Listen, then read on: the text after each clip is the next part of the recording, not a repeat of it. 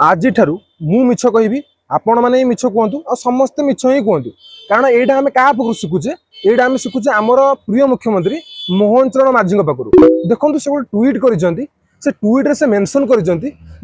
से 2 वर्ष भितर 26,615 जन को मैंने शिक्षक मान नियुक्ति देते किंतु बड़ा दुखर कथा 2 वर्ष भितर गोटे भी नोटिफिकेशन आसीनी ये जो नियुक्ति कथा से कहते ये 2023 और 24 मसीह ये नोटिफिकेशन बाहर था जो थी कि पिला माने एग्जाम देकी से नियुक्ति से पाई आपण मैंने बुझीपे बर्तमान स्थिति कौन ता उपर मध्य पिला माने मेंटल हारास होती एसएसबी लेक्चरर केस पिला माने 2 वर्ष है